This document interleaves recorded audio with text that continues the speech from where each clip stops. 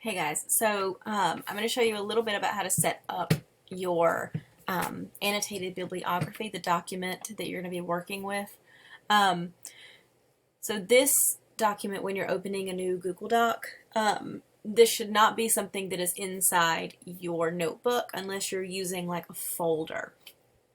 If you're using like a single document notebook, then you may want to create a folder that just is like UWRT and just like create a new document in there for your annotated bibliography. And I am just going to call this annotated bibliography.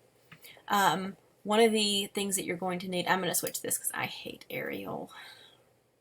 I'm going to switch this to Times New Roman 12-point font because that's the gold standard. I'm going to go ahead and add my title the way we talked about formatting it, which means like an abbreviated LOI. So I'm going to just do like the impact of standardized testing on learning. And then after whatever you decide to title it, you're going to put a colon and you're going to put an annotated bibliography. Cool. After this, you don't have to leave these markers here, but after this, this first thing would be where you're going to do your introduction. I'm going to put that for myself, insert introduction. Below the introduction is where you're going to start creating your categories. I'm going to have you go ahead and set up some tentative categories. And like I said, the ones I put on the assignment sheet, the wiggle room with those. But we're going to start with just those categories. What I mean by wiggle room is I have some people whose issue needs a lot of our first category, like our second category, the context and the background. So they may end up deciding to split that into two categories.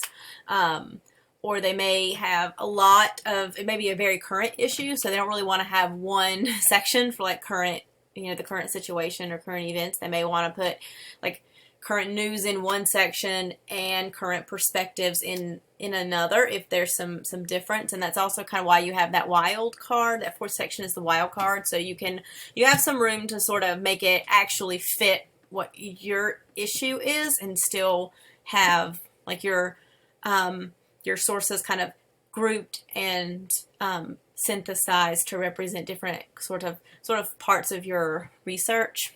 And sorry, I'm actually going to go back and I'm going to center my title because it's prettier.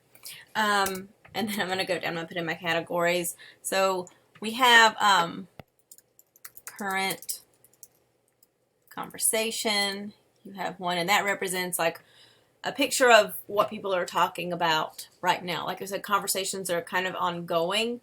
So people are always kind of leaving the conversation. New people are always stepping in. It's kind of what's happening with the people that are in the conversation right now. So it's like your most current news. It's where a lot of your primary sources are going to go, at least for like what's your primary sources to show what's happening right now. So that's where like your commercials or debates or interviews and things like that might go. Your things that definitely represent different perspectives taking place right now, they would go in this section. And the other one is what I call background. However you want to call this. You can call this background or you can call it context. It's sort of where what we need to know to understand the conversation. So sometimes that's history. So it's like important events that have happened. Sometimes it's like vocabulary or just context. So if we're talking about a political issue right now, possibly knowing like previous important events that happened prior to that issue. So things that happened earlier in the conversation. Sometimes it's terminology. If I'm talking about like polarization and social media, you probably don't need to explain to me what social media is, but you might need to provide a good source that just sort of explains what polarization is and how it is happening. Something that really just like explains the context for the issue. So some things like that. So things that catch us up, scholarly voices. Now I only require one source here. So if you really have one of those issues where you are struggling, so I only required ones that are like peer-reviewed article. So a lot of times your book might go here, your peer-reviewed article might go here. Sometimes it will include like academic blogs, things like that. So there's a couple of things. This is from your scholars. When we did the example of like the violent video games in teens, and we said the scholarly voice was going to come from child psychologists, and that might be from like books and studies and things like that. That would go in this section. So it's not like your popular stuff you're going to see on TV and things like that, or like read about like on Google. It's going to be the really like specific stuff from the experts that are studying the issue. And then you do have your wild card. You're not going to call it your wild card, obviously. You're going to use it as a wild card.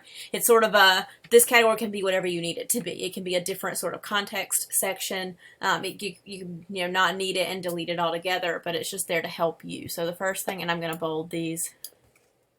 So I know what we're setting up is really basic. It is just sort of getting the document ready to use, and it is super helpful to go ahead and have your title up here to keep you focused, even if you don't have to set in this place marker. It just it's something I would probably do for myself, just make sure I remember that there is an introduction requirement to go there.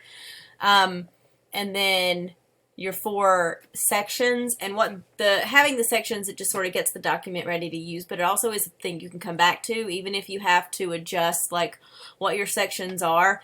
It lets you see like what your balance is. Like, do you have all scholarly voices and nothing else? Are you like really have a lot of background, but you don't have very much with the current conversation? It really lets you sort of get at these different parts of, not just get at these different parts and like synthesizing group, but also let you see as the researcher like where you don't have as much and where you kind of need to focus your attention just to kind of keep your research on track in that way. Also a little bit, the last thing I'm going to have you do is remember to share this document.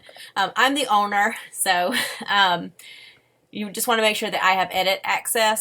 So you would want to make sure that you added maybe me in here, and just make sure that I have this edit access so that I can, one, it helps me see your history. I'll ask for this eventually with your notebook. It lets me see like when you added certain things, when you did certain things in your history. It's important for me to have this access with drafts for your final, my picture here, for your like major assignments and things. One, it lets me sort of see if I'm like checking like drafting and things like that, rather than having everybody like turn in like every time they make a change for their document. Sort of like I can go back to your notebook and like see things without you having to turn in like every single thing. This is kind of the same thing. It lets me go in and like see, just check on your history and see like when you did certain things. So it lets me just sort of kind of keep up with that. So just make sure I have the editing access, and then that is it.